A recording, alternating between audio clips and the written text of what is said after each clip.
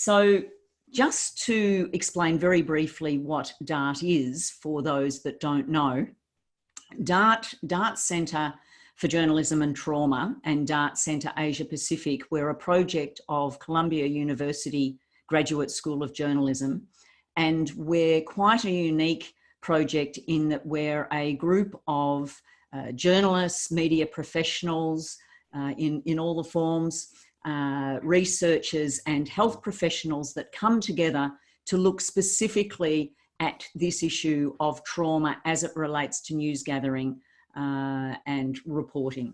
So we've been around for quite some time. There now are a few other organisations that are starting to look at this, but DART is quite unique in bringing this cohort of people together. So we can have a little talk about that later on if you wish. The way this will operate this morning is that I will speak first a little bit about trauma and stress, especially in the time of COVID, and then we'll have a brief Q&A after that. And then Kamina will come on and speak about self-care briefly, and then there'll be a Q&A, and then Bruce will be speaking about craft and covering COVID from a reporting perspective, and we'll open the floor to a Q&A after Bruce speaks then. So that's the process that we will have today. And I've decided that I don't like using PowerPoint in Zoom, so to make it a little bit different, I do have a flip chart at the back here, which I will start talking to and from now. So hopefully you can see this. Basically, it says there's a lot of experience in the room, and so the knowledge that we will build on today builds on the wisdom from you folks. You are out there reporting in various forms, and so let's make this a conversation between us all.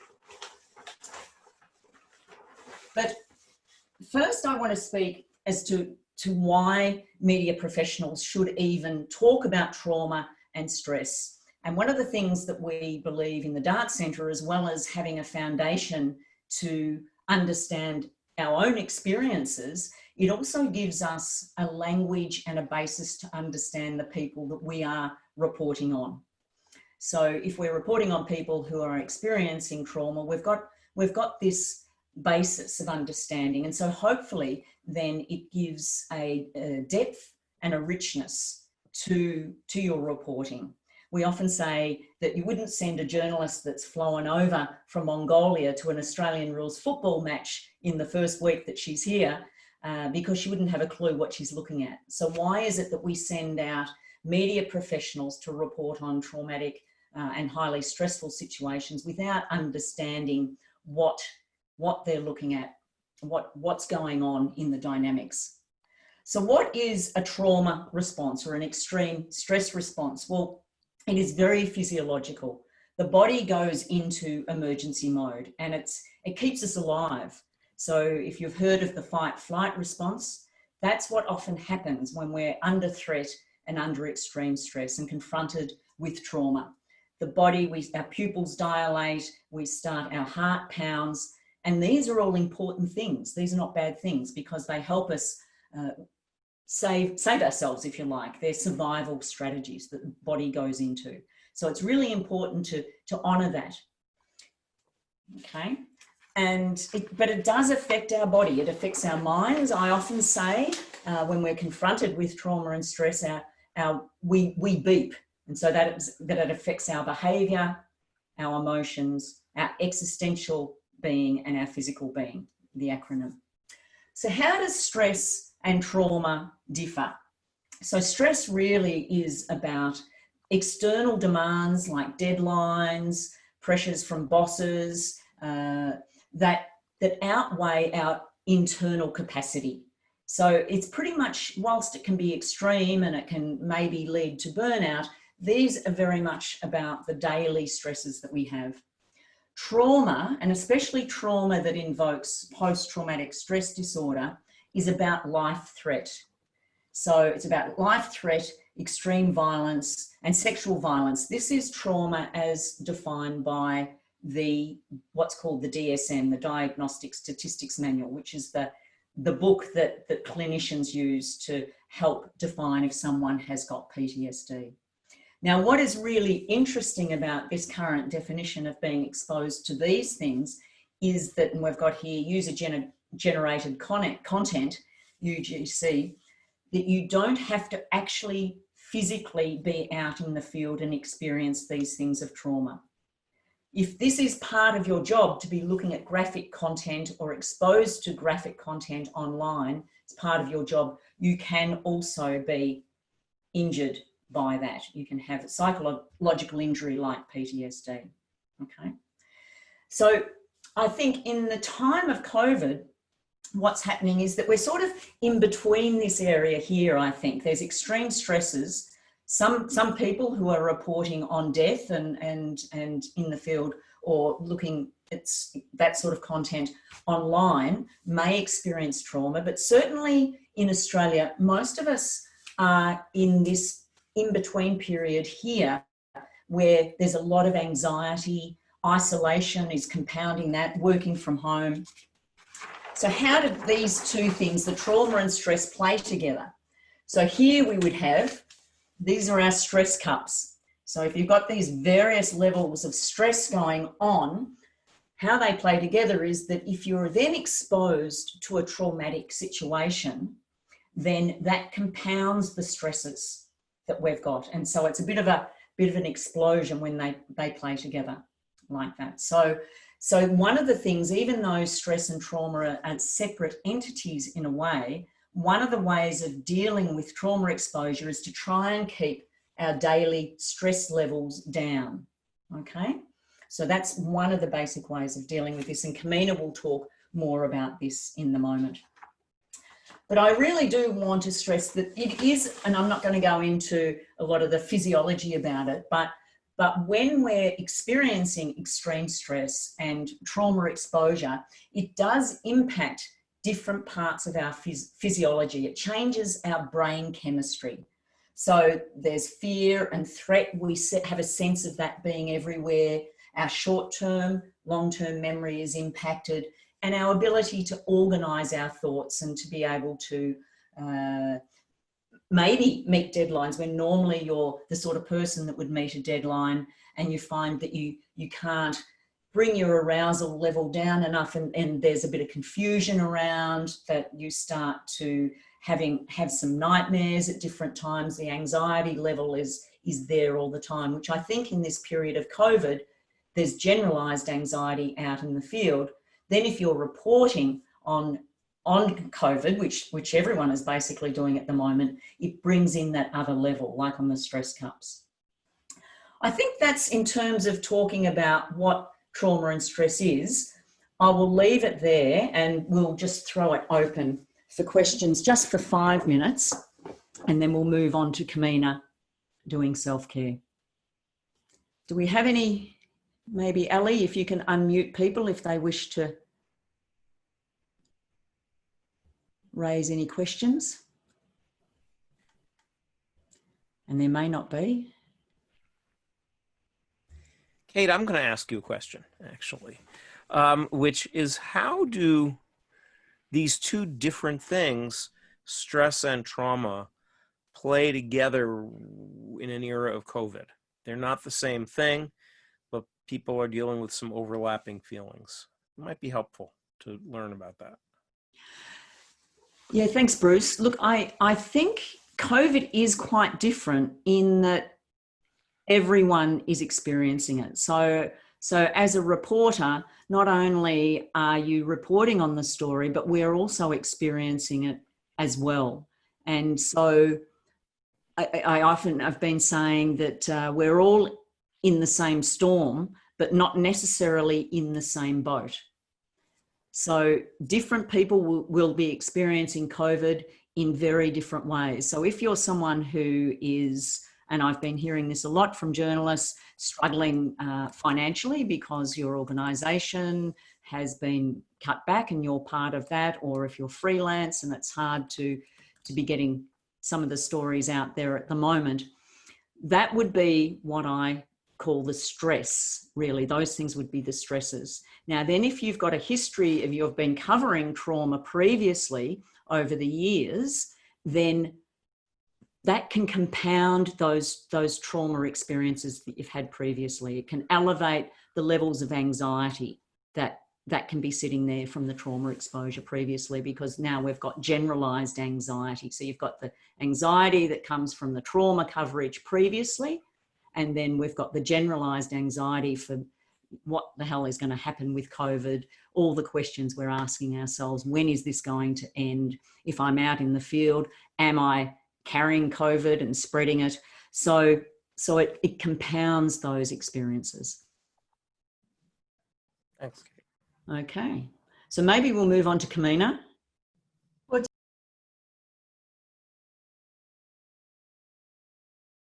I just want to reflect back just a little bit on what Kate was saying about the relationship between stress and trauma, and the past trauma is definitely a factor here.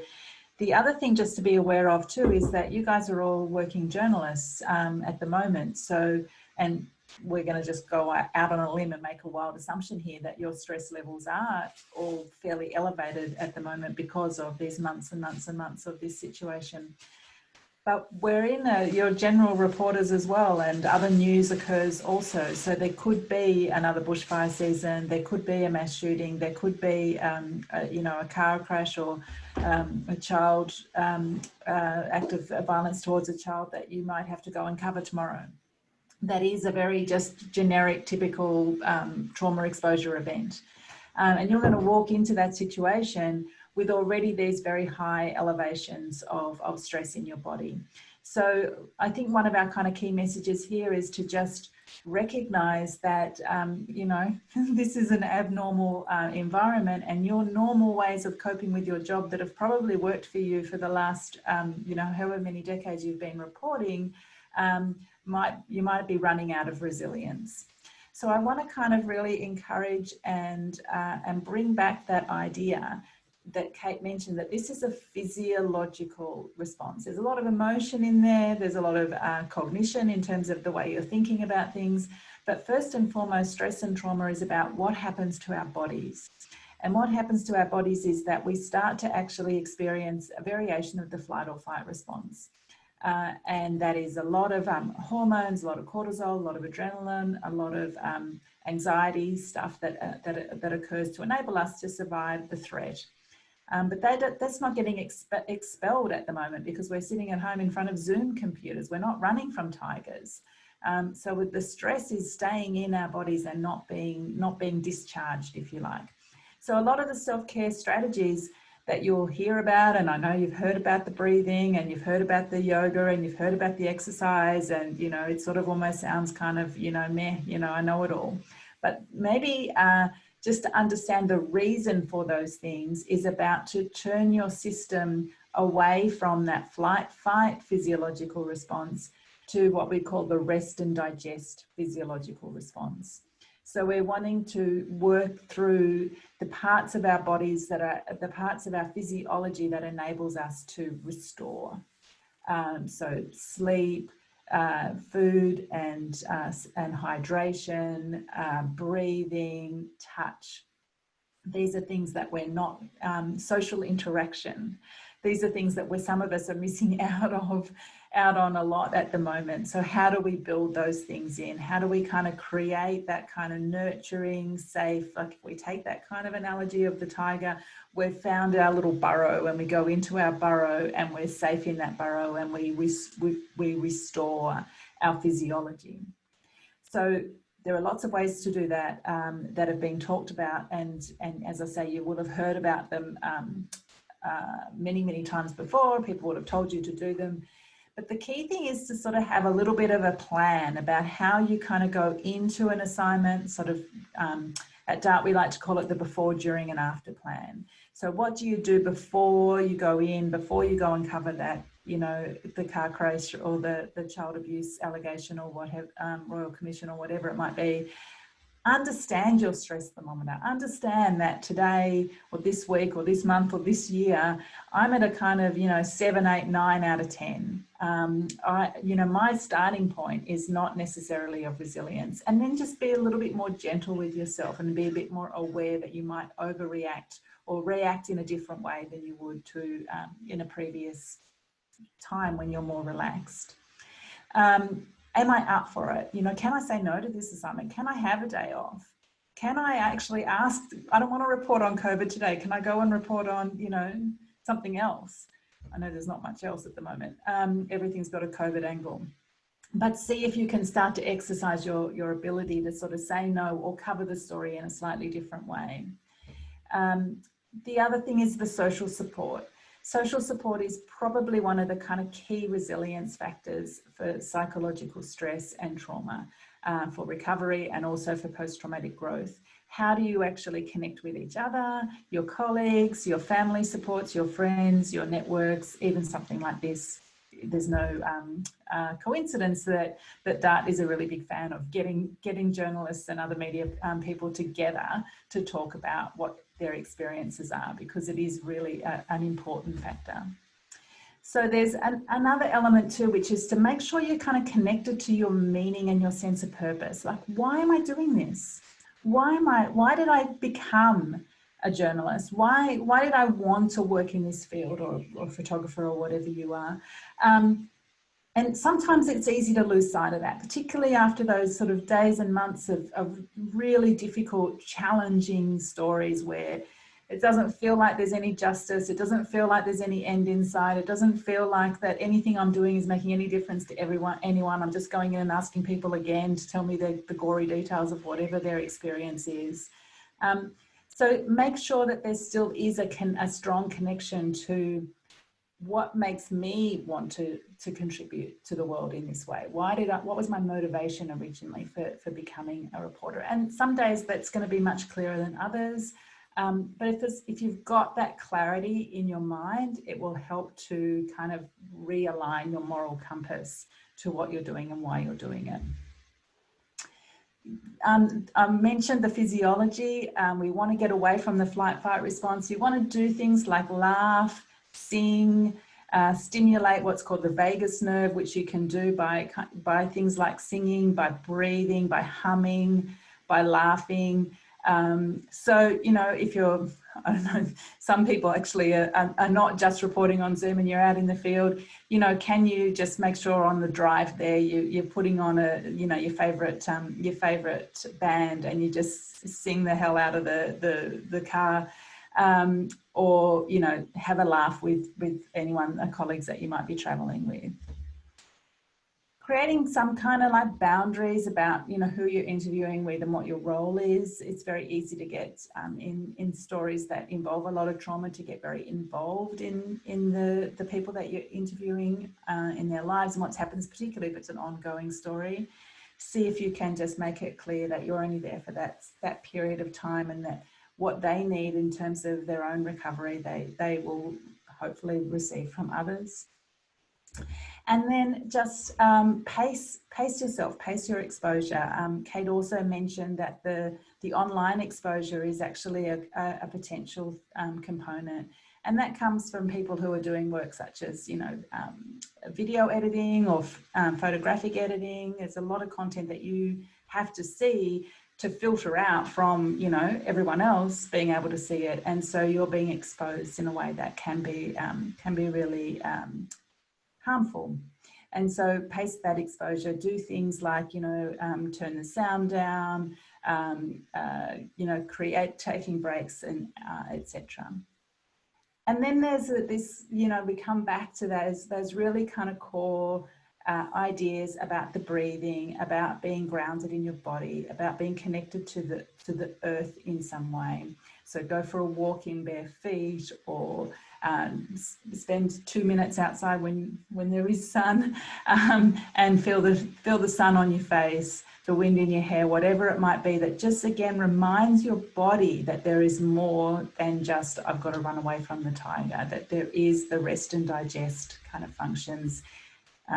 Don't forget to eat, even if you don't feel like it. Make sure you're eating regularly. and then breathe. So there's a number of different kind of breathing and little kind of physiology exercises that we could do. Maybe we could leave that, to perhaps the end, Kate, because I'm aware of the time and I did want to kind of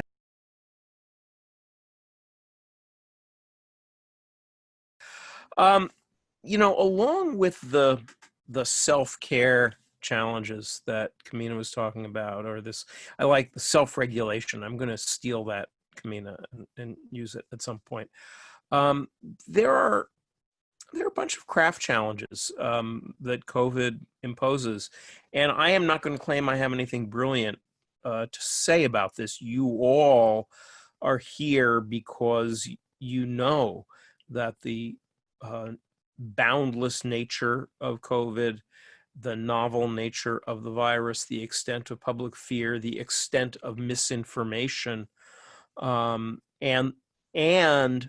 the limitations that social distancing puts on us as reporters have changed the way we do business, and we've all had to reinvent to a certain extent the way the news is done. But I have been spending the last couple of months talking to a lot of journalists and trying to gather a sense of what folks are doing. So I'm going to share just a few ideas, and I'm going to do the part I'm least good at, which is sharing my screen so that I can do a PowerPoint thing, this is really just a sort of an outline to keep me on track and able to talk quickly. And I'm going to power through this as quickly as I can, because really conversation among all of you is the point. If I had the full hour, I'd be starting out by asking all of you what some things you are doing differently or that you've learned how to do. I'm calling this talk COVID-19 and Journalism Craft Innovation, the light to the end of the tunnel, because in the last few months, as I've talked to a lot of journalists, the single phrase that has come up over and over again has been, where's the light at the end of the tunnel? There's no light at the end of the tunnel. And it's occurred to me in hearing actually about the massive innovations and exciting work that folks are doing that actually journalism, whatever is at the end of the tunnel, journalism is the light through the tunnel right now. Our skill sets, our ability to collect and verify information, to narrate suffering, to narrate resilience, all of that is in fact illuminating the path out of this. Every good story, almost on any subject, not just on coronavirus, is, I think, modeling a kind of engagement for our audiences right now that people desperately need. So this is important. And overall, and there's actually a direct tie, a direct link between the self-care conversation that Kate and Kamina were giving and the question of craft innovation, which is one of the key tools for resilience in a crisis like this, is to develop for oneself and for one's colleagues a culture of learning. And that applies not just to sort of the self-care side, but it applies to the craft side. After every story, after every few weeks, after a period of time like this last several months, where now we know we're in this for the long haul, we ought to be asking ourselves, what choices have I made? What stuff have I tried that's worked well? What has been really challenging? And what lessons and learnings do I carry forward? And if we had time, I would invite all of you to go over in your minds your own reporting in the last few months and think about what are some choices you made that worked out well. What are some choices that were challenging or areas in which you felt really challenged? And most important, what's the kind of personal tip sheet you carry forward? That's all three steps are really important. You want to be asking, what am I doing right? Because as journalists, we spend a lot of time covering shit and thinking about shit, and we tend to assume, we tend to focus on the negative a lot of the time. So in our own work, what's going well? What's challenging? You do want to confront mistakes and inadequacies and gaps in the toolkit very directly and not avoid them. And then what lessons do I carry forward? That's giving yourself the gift of the future. Trauma in general, but COVID-19 in particular, traps all of us in the eternal present. We all have this like fuzzy, one day is like another feel. And it's really important to be giving yourself as a craftsperson, as a journalist the gift of the future by capturing learnings, particularly since it's now clear that the way we're doing journalism now is what our work is going to look like for the next couple of years. So we need to go from innovation in the face of crisis, which I suspect all of you have done tremendously well, to sustainability. And that applies to methodology as well as the psychology side. And, you know, the challenges are pretty obvious. Social distancing, masks and quarantine limit our ability to interact and do interviews. We are, all of us, covering a story where there's medical confidentiality and other kinds of privacy issues that make traditional interviewing and traditional ethics a little, that can challenge us. The sheer scale of the story. How do we cover mass illness and mass death in a way that's particular? How do we deal with the extent and speed of misinformation? And I'm, of course, speaking from the US, where this is now the state religion, where the trust deficit is so profound. Most of us are not health journalists, and so how do we educate ourselves and integrate science and public health? How do we deal with our own fatigue and the public's fatigue? And most of all, and I certainly found this for myself, COVID-19 is a constant challenge to the imagination. One of the big problems in parts of the US in getting people to pay attention to masks is that until you're in it, it's actually hard. There's a real effort of imagination that's required. And as reporters are the key aids in that, there's also some big ethical challenges. Whose story are we telling? The stakes in accuracy, boundaries, and so on. I could talk more about that. The key things that I've been hearing from journalists who've been improving their craft and innovating in the face of coronavirus involve a very practical, solutions-oriented approach. One is simply around Zoom and other distancing methods. To actually practice interviews and consciously say after every interview what went well and what was lousy and what did I learn. I've been trying to up my own Zoom game and really taking note of things like, how do I make eye contact with people?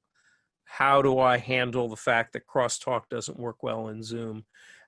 There's all kinds of little stuff that makes interviewing more and less effective. Sourcing.